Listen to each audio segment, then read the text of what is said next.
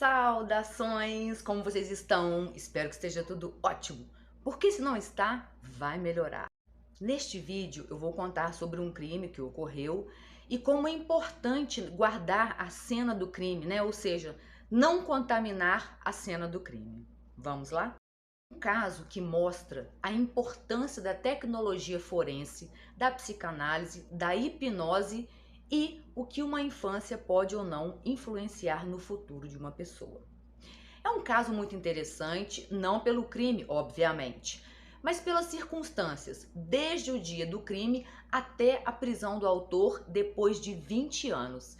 E como foi muito mirabolante e artimanha para chegar até o autor e prender. É muito interessante.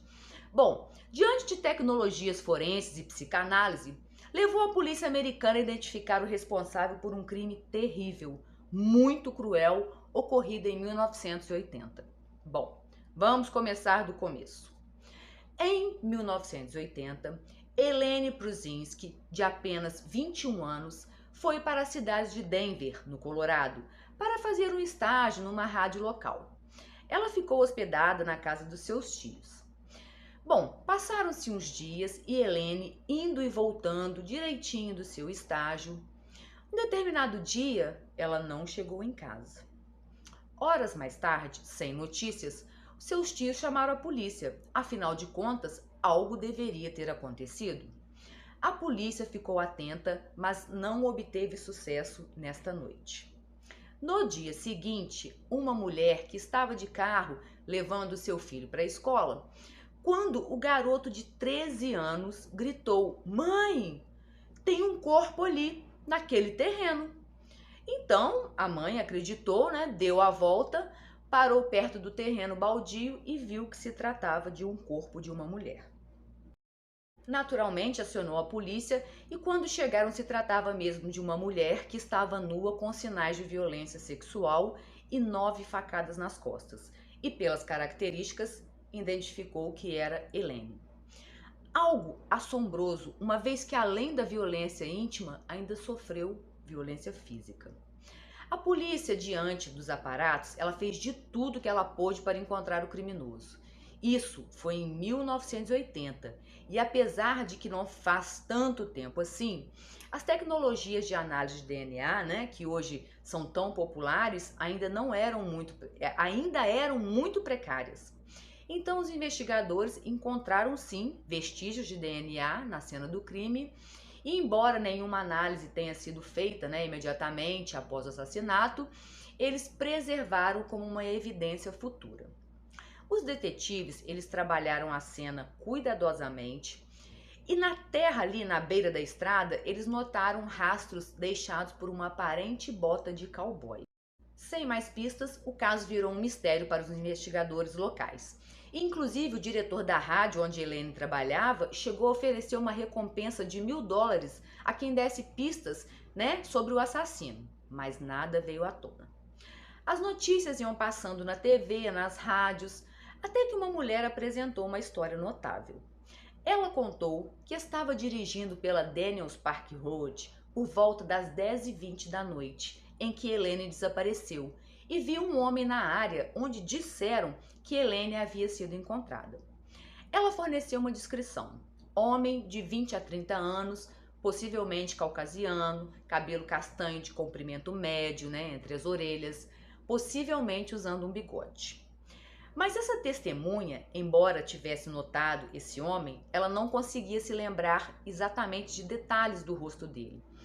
Até que um investigador sugeriu que a testemunha passasse sobre uma hipnose, olha só. E não é que a mulher se recordou de mais detalhes na hipnose? Então, um artista foi chamado e desenhou o rosto do suspeito. Muito legal essa questão da hipnose, né? Então havia o corpo, as botas e o retrato falado. E pelo tipo de crime, a polícia disse que deveria ser um homem muito agressivo, provavelmente vindo de um lar problemático ou um revoltado da vida. E daí em diante, o retrato do suspeito foi se passando, né, ao longo do tempo. E durante aí, muito tempo, nenhuma pista relevante foi agregada ao processo. Então, no ano seguinte, a investigação do assassinato esfriou. ficou adormecido por quase 2 décadas. Sim, 20 anos sem resposta. Mas o assassino foi pego, sim. Vamos lá. Quando as coisas têm que acontecer, tudo é favorável. Vocês vão ver como foi assim, mirabolante para chegar até o assassino. Bom, esse é o trabalho que o investigador, tá, do xerife do condado de Douglas, Shannon Jensen, perseguiu começando em 2019, agora há pouco. Inquieto com esse crime, ele reabriu o caso. A grande jornada começa aqui. O detetive Jensen enviou o DNA do assassino através do site de genealogia GEDmatch. Então ela obteve 3.000 acessos, né, de pessoas que compartilhavam alguma conexão genética com um homem que os detetives vinham caçando por quase 4 décadas. Ou seja, o DNA do assassino de Elaine estava pareando com o DNA de um homem procurado. E então ele foi fazendo análises, que são através de uma espécie de árvore genealógica, e surgiu um enorme grupo de pessoas, até que chegou às pessoas mais próximas do assassino. Alcançou um primo distante que tinha acesso a perfis de familiares que o detetive Jensen nem havia encontrado antes. Então o detetive foi atrás dessas pessoas que eram parentes do assassino. Tudo isso graças ao DNA, tanto do assassino que foi colhido no dia do assassinato, olha a importância das provas, né? E o DNA dos familiares, ou até quem sabe, né, do assassino. E o detetive foi atrás de 2 parentes em particular. Jensen, que nunca, né, o detetive nunca havia participado de um caso como este antes, ele trabalhou e aprendeu com uma genealogista chamada Joanne Raylan, da United Data Connect, e se interessou muito por esse trabalho. E daí, partem para a busca. Houve falsos começos. Ela e outros detetives foram ao Arizona para seguir um possível suspeito. Jensen, trabalhando disfarçado, né, viu o homem suspeito jogar uma garrafa de água em uma lata de lixo. Pegou-a e depois mandou para o laboratório. Nenhuma correspondência com o DNA. Então Jensen voltou sua atenção para o irmão mais novo desse homem. Era Curtis Allen White, um homem que havia sido condenado por estuprar uma mulher sob a mira de uma faca no Arkansas em 1975 e que veio para o Colorado em 1979 e que começou, né, a passar um novo nome em 82, chamando James Kurt Clayton, ou seja, esse cara, né, cometeu um crime e depois ele mudou de nome. Olha só a confusão nisso daí. Bom, Clayton foi acionado, né, pelo detetive acusado de roubo de carros. Um caso antigo, né, que envolvia muita grana. Então, o detetive Dennis pediu a Clayton uma entrevista gravada para que possamos saber sua versão do que aconteceu sobre o caso dos carros e certificar de que você não está envolvido, Clayton. Falaram isso para ele, né, para o suspeito. Clayton concordou de imediato, sem pestanejar. E assim Clayton foi até a delegacia. Não tentou fuga, foi com a mais pura vontade. Estranho, né? Mas, na verdade, era mentira sobre essa fraude dos carros. Os detetives apenas usaram essa farsa para poderem se aproximar, né, de Clayton e fazer com que ele falasse algo e não fugisse. Olha só a arquitetura, né? Foi muito bem bolada dos detetives.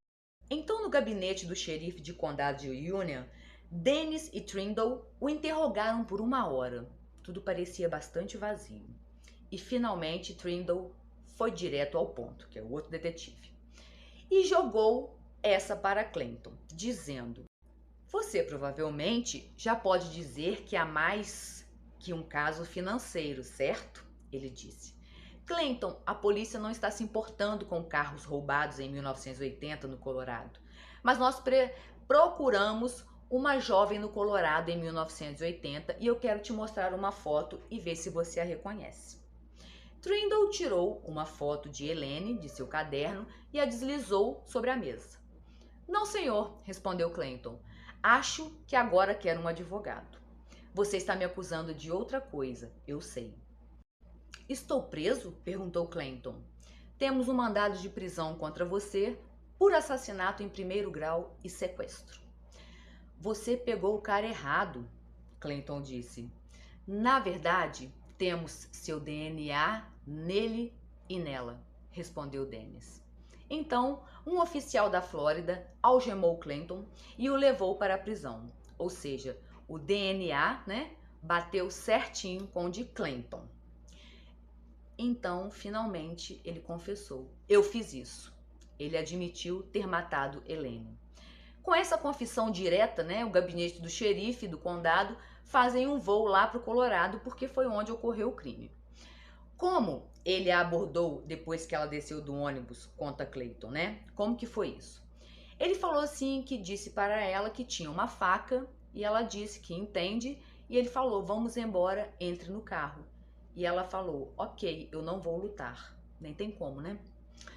21 anos, tadinha, muito novinha. Então ele abriu a porta, ela entrou no carro, ele pegou o carro, amarrou as mãos dela e foram lá para esse terreno baldio. Bom, ele contou de sua vida que ele teve uma infância ruim, sendo abandonado pela mãe, passando um tempo em um lar adotivo com um pedófilo, e ele falou de uma raiva dentro dele que ele nunca entendeu. Ele disse, quando eu tinha 8 anos, comecei com insetos e colocando-os em formigueiros vermelhos, disse ele, e fui subindo para anfíbios e outros pequenos animais.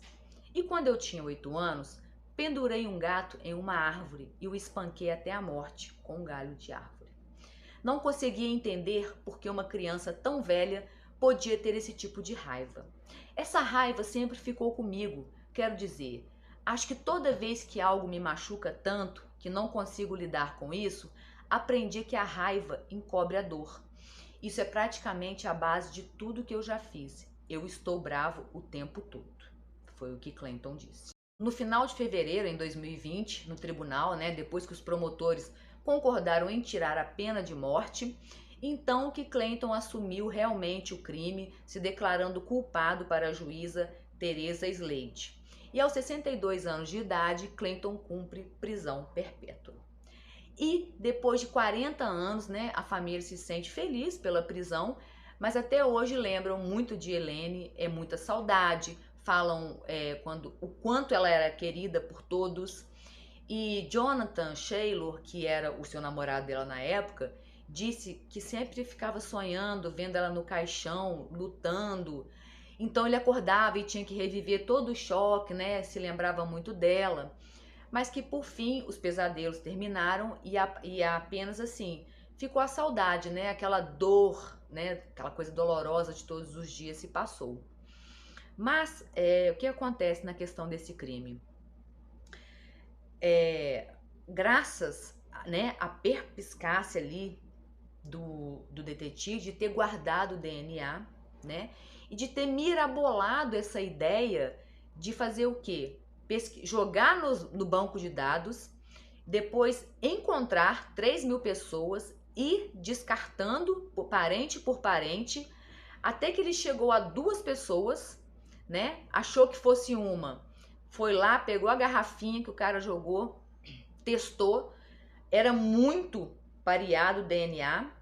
Aí ele pegou e falou, não, não é ele, mas ele tem um sobrinho, né? Um irmão mais novo, agora já não me lembro mais. Foi lá, era ele. E realmente, além dele ter sido, né, um criminoso há anos atrás, ele também matou Elaine. Ou seja, e para que ele não fugisse, eles inventaram essa questão aí dos carros. Por quê? Porque o Clayton sabia, né, que não foi ele que fez esse roubo de carros. Então, por isso que ele foi depor, assim, na maior boa vontade. Mas era tudo um plano para que ele não fugisse. E assim, com o DNA ali, falando para ele, olha, o DNA tá aqui, tá comprovado. Aí, ele ainda relutou, porque a princípio, ele ia ser pena de morte. Mas, como ele estava relutando, dizendo que não era ele, os promotores fizeram um acordo e falaram, olha, se você assumir para a juíza, você pega a prisão perpétua. E assim foi em 2020, ele pegou a prisão perpétua. Bom, espero que vocês tenham gostado do vídeo, né, dessa história aí mirabolante. Não pelo crime, obviamente, mas pela situação, pela importância das provas, né, pela importância, assim, da polícia, né, dos detetives, de querer investigar, porque dá certo, né? Na maioria das vezes dá certo. E quero deixar um recadinho, se vocês não estão inscritos no canal, se inscreva. Se gostou, dá o seu joinha, pode fazer comentários diversos. E o que eu desejo a vocês é, claro, que fiquem na paz.